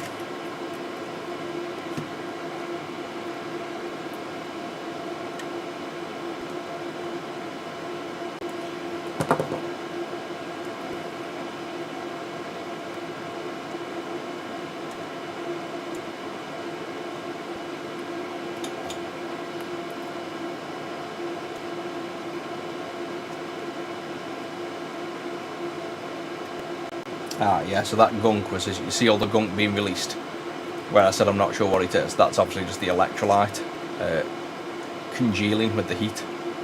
So all that gunk here that goes hard pretty quick, that is actually the electrolyte getting hard from being burnt off. So then that goes all, you know, solid. But that's what stops you getting the solder to stick to the pads. That's literally sitting above the pads, so that's why it's, you know, this hard crystalline is what stops all the solder flowing to them pads. That's what you're trying to break through by scrubbing. You're trying to basically warm and move that off the pads so you can actually get it to adhere. We are working on a Game Gear. So this is a customer that's sent in their Game Gear, and it's their original, so they're nostalgic about it. So we have the Game Gear in bits at the minute. There's the front of it. We tested it worked at the start, and it powers up with audio. So we're doing a recap first, seeing if we can get the screen working. But they want a clean screen anyway, they want a modern screen. Whether I will get to doing that, I probably won't, because it's like 7:45 now for me. And I fancy a break. I might do the clean screen tomorrow. I'll do like, get this up and running and probably jump on stream in the afternoon tomorrow to do the clean screen install probably. But we should be able to get this up and running, and we might even see the original screen working if all goes to plan. So that's all of the pads recovered. That's going to go off for now because I'm going to hot air the new caps on.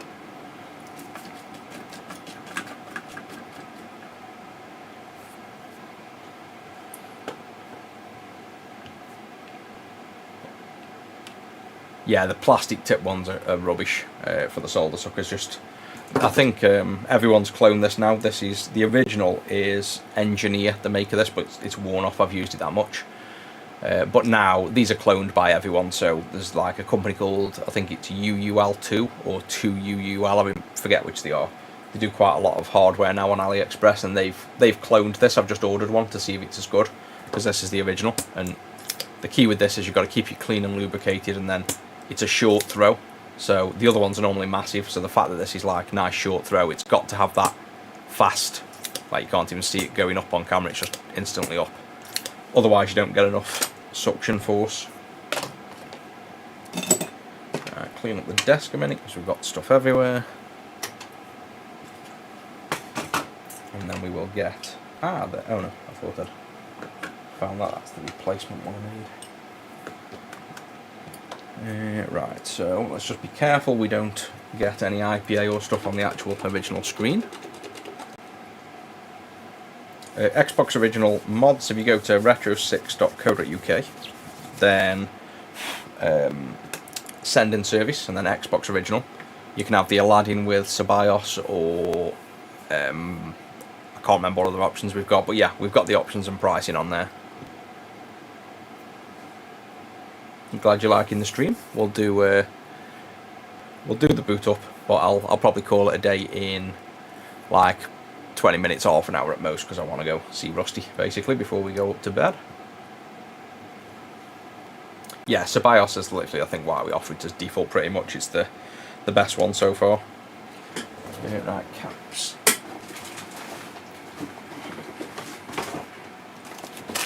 These out.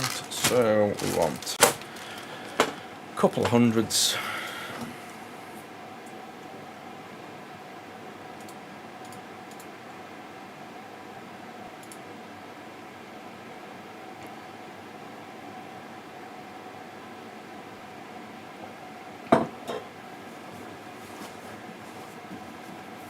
Best tinning flux. The only flux I really use for any of them, I just use the equipment I've got. I just use this Styri, and you can get, that's about to run out, and then the next one I've got is HT Tachyflux, so this is the next one I'm trying. I've got every single version of Styri Flux to work my way through and test to see which is best.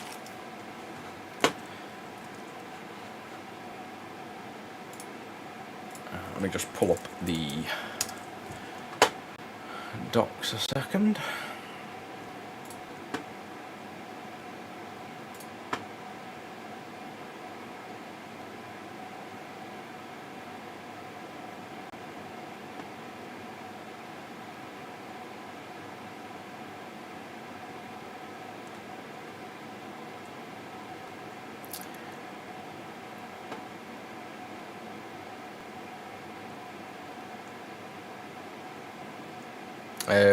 Yeah, these TikTok messages are well delayed. I've just had a flood of them. One comes up, what's his actual name? Are you talking about Rusty, maybe, me pug? I don't know whether that's related to that, but don't know how long ago that message was, but they're all flooding in now. So I might miss some of them, unfortunately. Alright, so we'll need 5 100s. We'll get them out first. 1, 2, 3, 4, 5.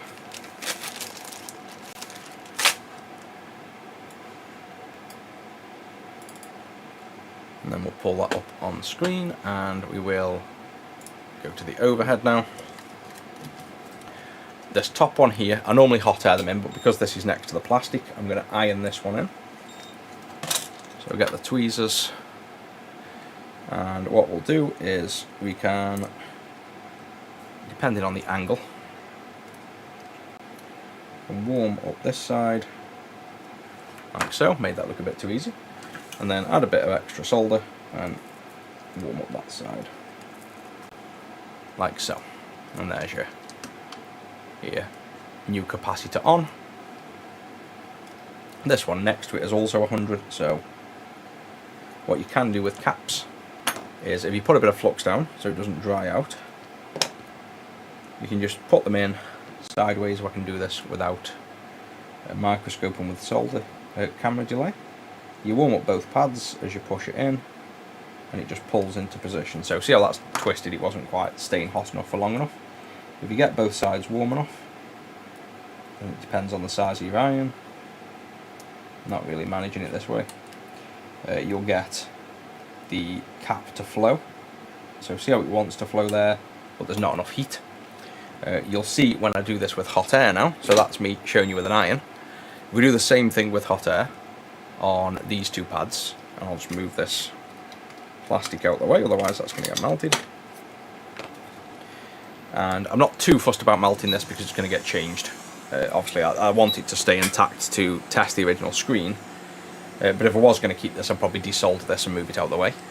But this is what I'm going to show you with the hot air, why it's so good for the caps. All you've got to do is warm the pads up and then place the cap in, and it will just naturally, under surface tension, pull central. And then I'll reflow this one down here so you can see the same thing. So you place it near, and then it'll wet up in a second and pull in. So there we go. And see how we just nudge it and it just moves back to, pretty much moves back to position. If this was a footprint designed for the SMDs, like correctly sized, then it would naturally pull in. There you go, so see that one pull in? That's what you're after. And then this one, say, if we just warm this up, this should naturally reposition straight. So when it gets hot enough, should twist straight, is what we're hoping for. There we go, so it's like leveled out. So now we have them on. There's one more 100, which is this one here, which again is next to this, which I think we've actually caught with the iron by the looks of it already slightly. Just caught the tip of that. We won't hot air that because of that pin, that plastic rather. We'll just solder it in.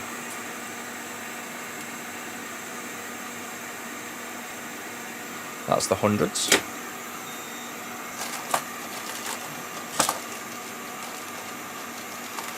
And then we want 10s now.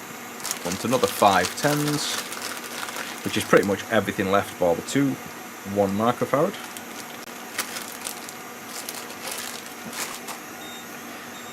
So we'll go back to this one.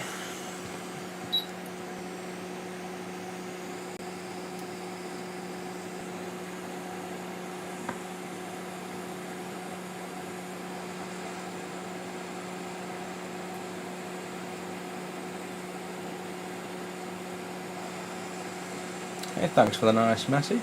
Just spotted it on the YouTube. Glad you appreciate what I do. Second cap not fully soldered. Which one are we referring to?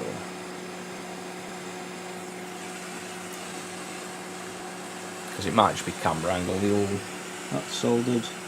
This one probably wants a touch more solid that I've just done. All the others, yeah, all the others are definitely soldered, but let me know which one you think is not quite right, and I'll take a quick look. If it was the second one I did, then obviously it's this and this. But yeah, they're all. Well, I can move. Oh, I see what you mean. That one there. Yeah. From top down view, it looks soldered, but yeah, that needs an extra little glob. And that's because these footprints aren't, like I mentioned, technically the right size for the caps. They're not like the perfect footprint, so that it doesn't automatically flow exactly as you want. So let's get this one on. And that could have been as well, didn't help that I really didn't put any extra flux on that, so the flow wasn't the best for that one.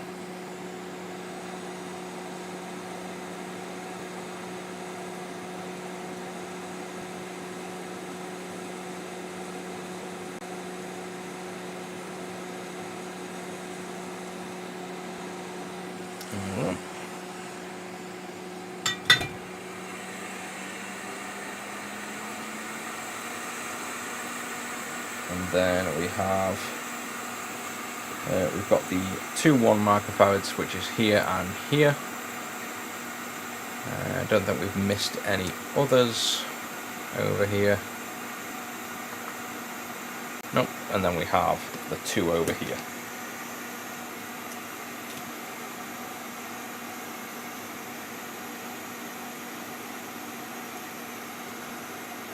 So we have this one and this one.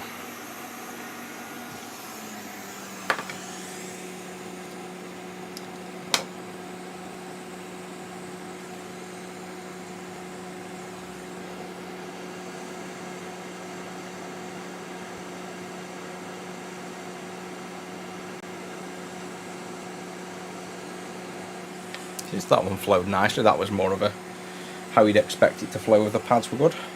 This other one I'll probably just solder on again because it's by the fluorescent tube, and even though it's coming off, we want to try and preserve it for the time being.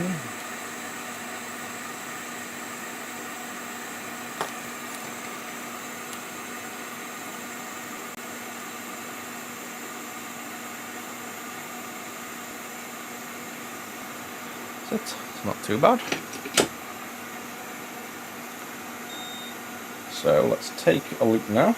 I think, well, let's just put the 1 microfarads on. Wherever I put them, I always forget where I've got the 1 microfarads. Got them somewhere. I don't know why I don't keep them in the same tub.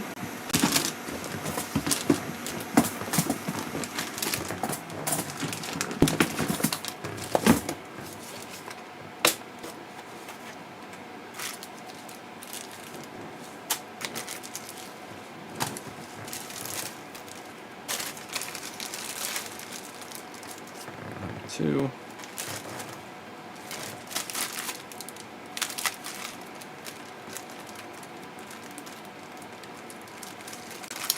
On off with the power board original. You can try, we have a power repair kit, it's called, that attempts to replace the MOSFETs and common chips that fail, but to be honest, we now have something called the power core, and the whole point of that is it's designed to be as cheap as repairing boards or buying them off AliExpress. So this thing's like, I think we sell it for £13–14, and this is mimicking the exact original in a sense that it powers from AA batteries or a USB, but the USB doesn't charge batteries. It's basically, think of it like the original power board, but instead of a DC jack you have a USB. And this is aimed at, it's still high quality, so I've designed this circuit, but I've had to design it in a very decent way, in a way, like I've had to use some skills and techniques to make this low cost. So the way that I do the VREF circuit is now different, and we've cut out some of the features of the clean just to make this affordable. But I'd personally just buy one of these, just buy a power core, super cheap, and it's going to work, and you've got USB as well. So unless you really want to repair the original, you can buy the power repair kit in the mods section of the website and then Game Gear. But my personal preference is just grab a power core, and we don't even have that many left already. We only just made, I think, 2,000 of them, and the whole idea was to sell them in bulk because of keeping the price competitive. I can obviously make another batch, but I think we've only got a few hundred left already. So that cap's on there. We'll do the wire in a second. And then this cap on here.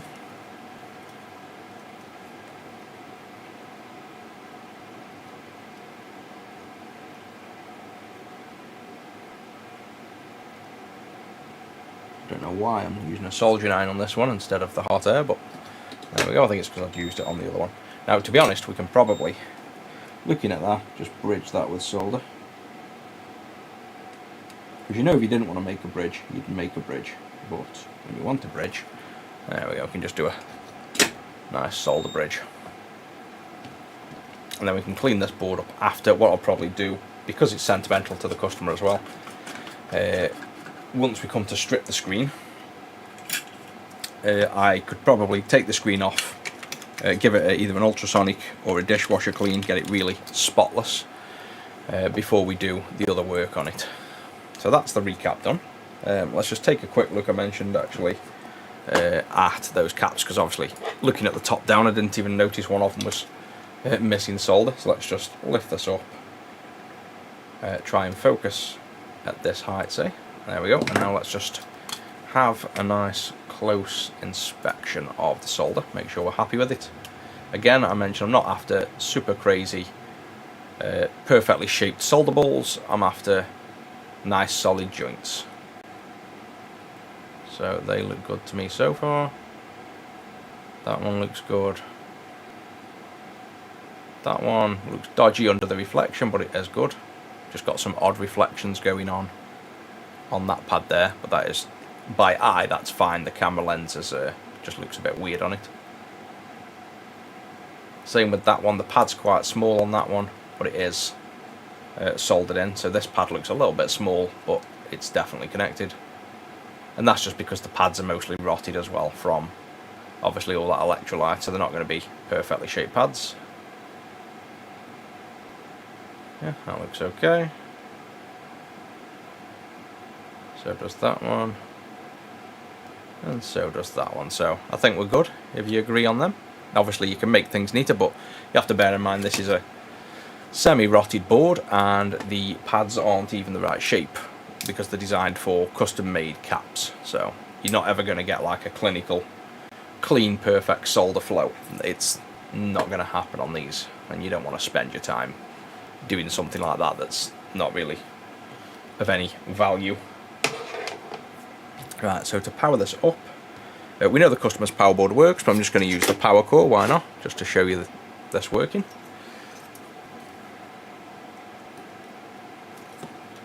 Get a USB,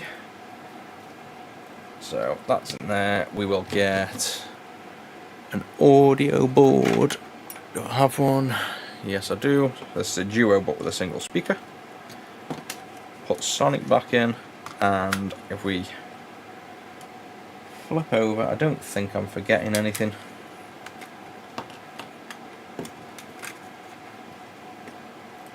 That all in there. And then let's give this a go.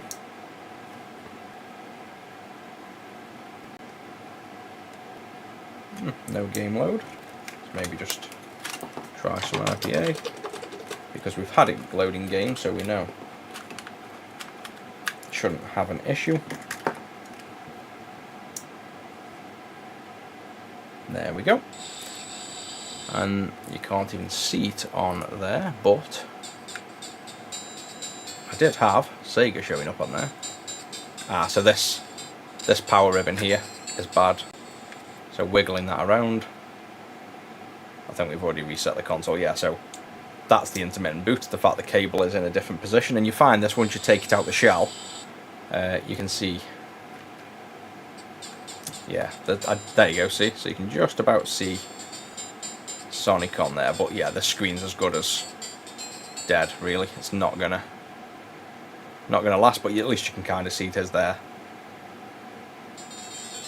It's very, very faint. But the customer's paid for the clean screen anyway, so that's not a problem. However, they are going to need new ribbons here. So they're going to need new power and audio ribbons, because that's what that crackling is. It's, see how just moving the console it's powering off? That's these grey ribbons, basically. Same with the audio. Moving the audio, making everything go crackly and bad. But that's no issues, we can fix all of that. The customer, like I say, has paid already for the clean screen. Let me see if he's paid for anything else.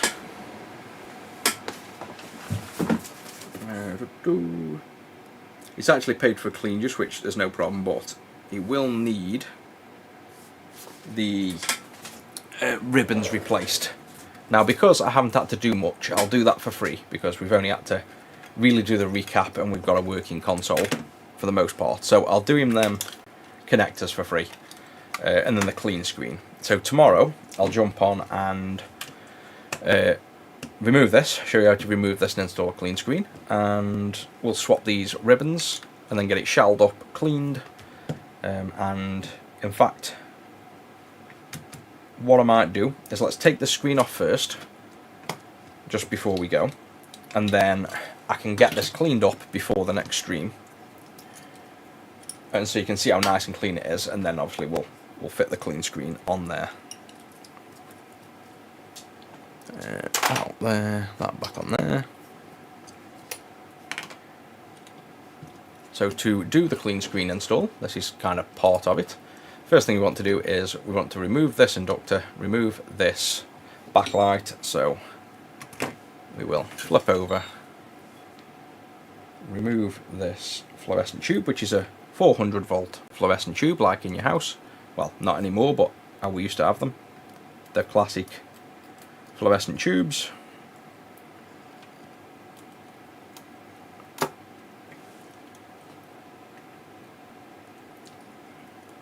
And that's what makes your backlight. So that is literally a fluorescent tube, just a very small one. We've got the fuses, so these are fuses to the fluorescent tubes. These normally break when you desolder them. These legs normally come out of the fuses, or in this case they've stayed together.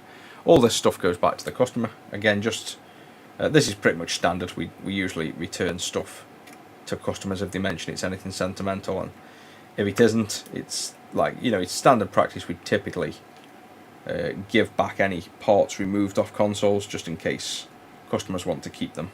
It's a fairly common request. But if you ever wanted to keep something and you were sending it in, then just leave a note on the order to say please return anything removed, and we will. That's them two off. And then we just need to remove this inductor now. So that's as simple as warming the pads up and this will fall off. We're fixing a Game Gear for a customer, and then we won't be fitting it tonight, but we'll be fitting a clean screen tomorrow, which is our modern IPS screen. So there you go, that's warmed up and just fell off underneath without doing anything. But we've got it all up and working. We've fit new caps on it. We've put the ceramic caps all on, and it now boots up and sounds fine.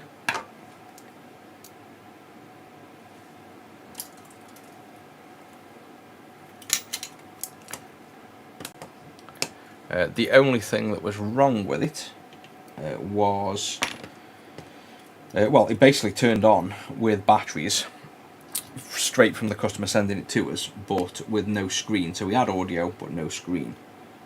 So realistically, I think we're also...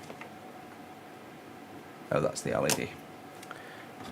Trying to reflow a pin up here on the LED, and it's just the leg of the LED sticking in the air. It was actually tall out of factory. Yeah, so the only thing wrong was the screen doesn't work. It works now slightly, but not good enough, but the customer's paid for a new screen. And these ribbons are bad, so when you wiggle them, you lose audio and power. So they need new ribbons, it needed the recap, and it needs a screen, but the customer's actually... the wife's just texted and said we've even seen that black off, and that's how good my memory is. I've apparently already seen that. I've got probably wasn't paying any attention. I was probably replying to Instagrams and emails while she was watching it. So yeah, that says everything about me. The other one we haven't watched though, but I thought one of the names rang a bell, but yeah, I wasn't paying attention to it. Yeah, so this is going to have a clean screen tomorrow. These two ribbons replaced. He's having a clean juice, so we'll build it up fully. And we know his audio board worked because obviously it had sound, so I'll recap the audio board as well, just get them 4 caps replaced, so that, is it 4 or 5? Get them 5 cap replaced, that board's getting replaced, and this should be then a nice modern Game Gear, with just enough upgrades to keep it retro but modern.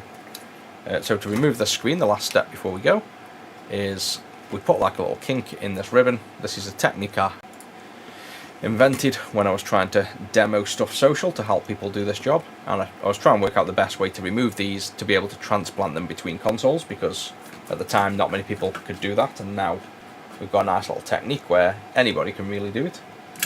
If you just lay the screen down like that, push in to make like an S shape on there, so you're trying to get this like S shape in there to give it pressure. So the idea is, if this wasn't soldered in and you were bending it like this top piece now is under tension and wants to fling up. So when we hot air this by keeping tension on that, and I normally just get something heavy to weigh in on that. So if we do that, for example, and I can push with my hand on this and move that out of the way like there, you'll see that this then just pings off with hot air without doing any damage. So you're never tugging or pulling, and it comes off nice and easy. So if we look at this, let's just get that in focus so you can see.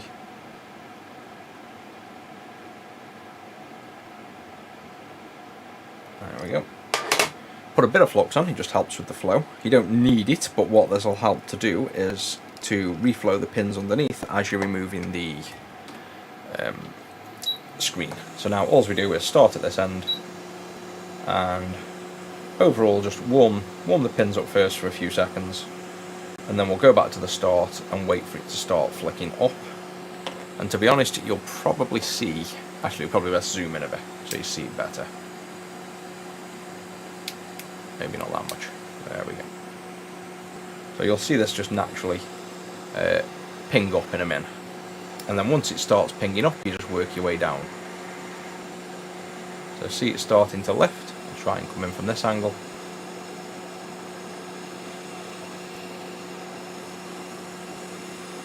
There we go, so see how it's lifting.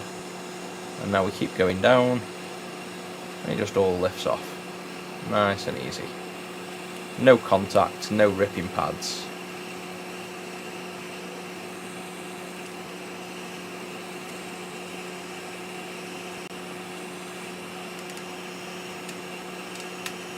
There we go, and then just go back down, just to reflow. And now the last step is, while it's still warm, flip over, because we have that tape that's holding it in, and just peel away. And then it comes apart, and now what you're left with is a screen here that's been removed. But if you flip over, all your pins are intact, none of them are damaged. So if we if we focus down on that, it'll be easier. So you can see all them pins are completely intact and reusable, so we can resolder this down to another Game Gear without any issue. And the pins on the Game Gear, just the same, they're all nice and clean. And you can clean it up a little bit because you've got a bit there, but if you didn't want to touch that now, there's no shorts and it's all clean, ready for you to install a clean screen. So I think that's all we'll do for tonight. And if you want to join in tomorrow, I will try. I'm terrible at scheduling, always have been, always will be. So I know I should really probably get a schedule, but I'm going to jump on at some point tomorrow afternoon. I'm going to be doing software in the morning, probably gym at dinner, and after that I should be in here. So it depends on what work I need to get on with, but if I don't get it done in the day, I'll probably jump on about this time tomorrow as well. But probably anywhere from, won't be earlier than 1 o'clock, I doubt. Anywhere between 1 and 2 UK time tomorrow, I'll jump on and do that. And then after that, I don't know, haven't planned any further in front than that. But thanks everyone for joining in. I'm glad you enjoyed it. And time to go see him Rusty now.